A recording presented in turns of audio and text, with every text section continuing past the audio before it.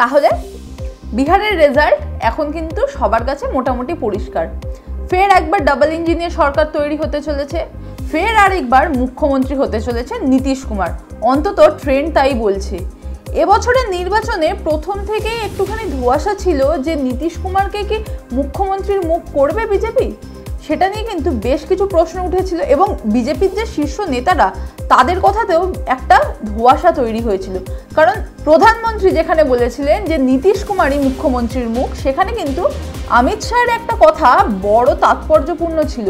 তিনি বলেছিলেন নীতিশ কুমারের নেতৃত্বে বিহারের এনডিএ জোট লড়ছে, নীতিশ কুমারই যে মুখ্যমন্ত্রী হবেন তিনি কিন্তু সেই গ্যারান্টি দেননি। আর তাছাড়া যেভাবে প্রচারে শোনা যাচ্ছিল যে নীতিশ কুমারের স্বাস্থ্যের একটা অবনতি হয়েছে, যেখানে আমরা দেখছিলাম যে রাহুল, তেজস্বী এরা বাইকে করে গোটা বিহার ঘুরে বেড়াচ্ছেন, এক প্রান্ত থেকে আরেক প্রান্তে ছুটে বেড়াচ্ছেন, সেখানেই কিন্তু নীতিশ কুমারকে প্রচার থেকে বেশ কিছুটা দূরে থাকতে দেখা গেছিল প্রথম।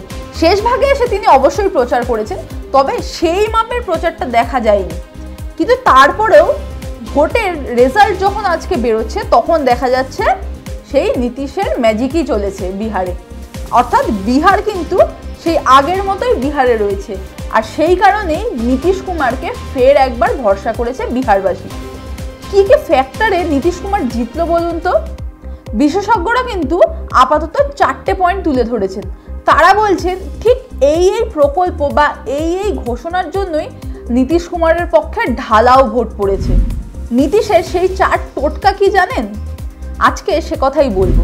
নীতিশের প্রথম ওষুধই ছিল মহিলাদের ভোট ব্যাংক ধরা, আর তার জন্য তার উপহার ছিল 10,000 টাকা। বাংলায় আমরা দেখেছি লক্ষ্মীর ভাণ্ডার কিভাবে কাজ করেছে। বর্তমানে তৃণমূল সরকারের কিন্তু একটা বড় ভোট ব্যাংক এই মহিলা ভোট। একইভাবে বাংলার ফর্মুলা কিন্তু হিট করেছে মধ্যপ্রদেশ হোক বা মহারাষ্ট্রে। সম্প্রতি যে নির্বাচন হয়েছে সেখানেও কিন্তু আমরা দেখেছি যখনই মহিলাদের নিয়ে কোনো প্রকল্প ঘোষণা করা হয়েছে এবং আর্থিক ভাতা দেওয়ার ঘোষণা করা হয়েছে, যারা ঘোষণা করেছেন তারাই কিন্তু ভোট ব্যাংকে একটা বড় প্রভাব ফেলতে পেরেছেন। নীতিশ কুমারও তার ব্যতিক্রম নন। তিনি যে মুহূর্তে ঘোষণা করলেন যে এবার থেকে বিহারের মহিলাদের 10,000 টাকা করে অ্যাকাউন্টে দেওয়া হবে, কত মহিলা উপকৃত হবেন? 1,30,00,000-এরও বেশি মহিলা এই 10,000 টাকা করে পাবেন। বিপুল টাকা খরচ। সেখানেই প্রতিদ্বন্দ্বী আরজেডি, তার যে মুখ্যমন্ত্রী অর্থাৎ বিরোধী জোটের যে মুখ্যমন্ত্রী মুখ তিনি অর্থাৎ তেজস্বী যাদব, তিনি কিন্তু ঘোষণা করেছিলেন 2,500 টাকা করে দেওয়া হবে যদি তারা ক্ষমতায় আসেন। 2,500 টাকার সামনে অবশ্যই 10,000 টাকাটা আরও বেশি গুরুত্বপূর্ণ। স্বাভাবিকভাবে মহিলাদের একটা বড় ভোট কিন্তু পড়েছে নীতিশ কুমারের ভাগে। এবং এখানে বিহারের নির্বাচনের যদি আমরা এই বিশ্লেষণটা করি তাহলে কিন্তু দেখা যাবে যে বিহারে কিন্তু এবার মহিলারাও বেশি ভোট দিয়েছেন। এসআইআর যেখানে আমরা ভাবছিলাম যে বিহারে সব থেকে বড় একটা ফ্যাক্টর হতে পারে, সেখানে কিন্তু এসআইআরের জন্য হয়তো মহিলা ভোটারের সংখ্যা আরও বেড়েছে বা অনেক বেশি ভোটার ভোট দিতে গেছেন, কিন্তু ডিসাইডিং ফ্যাক্টর হয়ে উঠেছে বিভিন্ন ভাতা বা প্রকল্প।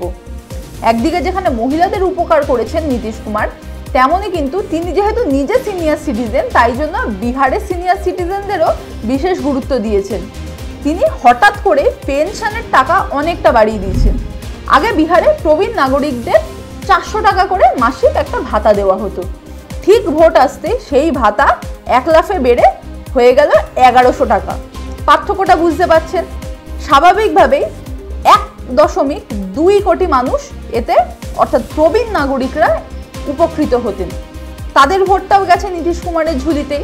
অন্যদিকে বিহারে কিন্তু আরও একটা বড় ঘোষণা ছিল ফ্রি ইলেকট্রিসিটি। দিল্লিতে আমরা দেখেছিলাম যখন অরবিন্দ কেজরিওয়াল ক্ষমতায় এসেছিলেন, তিনি যেরকমভাবে তার যে ভোট ব্যাংক ছিল সেটা কিন্তু অন্যতম একটা ডিসাইডিং ফ্যাক্টর ছিল এই ফ্রি ইলেকট্রিসিটি। বিহারেও কিন্তু সেই কাজটাই করলো। বিহারের প্রত্যন্ত যেসব এলাকা যেখানে এখন সবে বিদ্যুৎ পৌঁছেছে বা কয়েক বছর তারা অভ্যস্ত হয়েছেন, সেখানের মানুষরা বলছেন আজ আমাদের গরু বাছুররাও ফ্যানের নিচে ঘুমায়। তার কারণ বিহারে 125 ইউনিট পর্যন্ত ফ্রিতে ইলেকট্রিসিটি দেওয়ার ঘোষণা করা হয়েছে। সেই ভোটও গেল নীতিশ কুমারের ঝুঁইতে। তবে পুরো কৃতিত্ব নীতিশ কুমারকে দিলেই হবে না, বিজেপিও কিন্তু এখানে একটা বড় প্রভাব রেখেছে। কেন্দ্র থেকে বরাবরই আমরা দেখি যখন যে রাজ্যে ভোট সেখানে প্রধানমন্ত্রী স্বরাষ্ট্রমন্ত্রী এদের কার্পেট বম্বিং হয়, অর্থাৎ তারা ঘন ঘন প্রচার করতে আসেন। আর এবার যখন তারা বিহারে প্রচার করতে এসছেন, তারা নিজেদের প্রকল্পের কথা যেরকম ঘোষণা করেছেন, বিভিন্ন নতুন নতুন রাস্তাঘাট তৈরি, ব্রিজ তৈরি, রেলপথ তৈরির ঘোষণা করেছেন, তার সঙ্গে কিন্তু বিহারবাসীকে আরেকটা কথা বারবার করে মনে করিয়ে দিয়েছেন, সেটা হলো জঙ্গলরাজ। বিহারের ভোট নিয়ে বা বিহারের রাজনীতি নিয়ে যারা বহুদিন ধরেই চর্চা করছেন বা বিহার সম্পর্কে কম বেশি জানেন, তারা জানেন যে বিহারে জঙ্গলরাজ কতটা ভয়ঙ্কর ছিল। এবং দেখবেন নেতা মন্ত্রীদের মুখেও বারবার করে শোনা যায় যে এই রাজ্যে তো জঙ্গলরাজ চলছে। এই যে জঙ্গলরাজ, অর্থাৎ যখন রাজ্যে কোনো আইন শৃঙ্খলা ব্যবস্থা থাকে না, দুর্নীতি চরম পর্যায়ে পৌঁছায়, বা যখন দুষ্কৃতীদের তাণ্ডব ভীষণভাবে বাড়ে এবং পুলিশের হাতে কোনোভাবেই কন্ট্রোল থাকে না, সেই সময়টাকেই কিন্তু এই জঙ্গলরাজ বলে আখ্যা দেওয়া হয়। বিহারে যখনই নেতারা প্রচারে এসছেন তখন বারবার করে বলেছেন, যদি আপনারা সুশাসন চান, রাজ্যে আইন শৃঙ্খলা থাকুক চান, তাহলে কিন্তু ভুলেও আরজেডিকে ভোট দেবেন না, কারণ আরজেডি ক্ষমতায় আসলেই আবার ফিরবে জঙ্গলরাজ। এবং সেক্ষেত্রে এই যে লালু বা তার পরিবারের বিরুদ্ধে যে দুর্নীতির বিভিন্ন অভিযোগ রয়েছে, সেই কথাগুলো কিন্তু বারবার করে মনে করিয়ে দেওয়া হয়েছে। বিহারে কিন্তু একটা বড় সমস্যা বেকারত্ব এবং পরিযায়ী শ্রমিক, অর্থাৎ বিহার থেকে বহু মানুষ বিভিন্ন রাজ্যে কাজ করতে যান। কাজের কর্মসংস্থানের যেরকম একটা বড় ঘোষণা করা হয়েছে, যে বলা হয়েছে যে কোটি কোটি কর্মসংস্থানের ব্যবস্থা করা হবে, বা সরকারি চাকরিতে বিভিন্ন সংরক্ষণ বা একটা বড় আসন ধরে রাখা হবে, সেই ঘোষণাগুলোর থেকেও কিন্তু বেশি বারবার করে ফোকাস করা হয়েছে এই জঙ্গলরাজকে, এবং তার প্রভাব কিন্তু বিহারের ভোট বক্সেও দেখা গিয়েছে। এবার দিনের শেষে ভোট কতটা পড়লো বা কোন দল কতটা এগিয়ে গেল তার কিছুক্ষণের মধ্যেই পুরোপুরিভাবেই স্পষ্ট হয়ে যাবে। তবে নীতিশ কুমারের যে এই টোটকাগুলো কাজে লেগেছে সেটা কিন্তু এখন থেকেই বোঝা যাচ্ছে।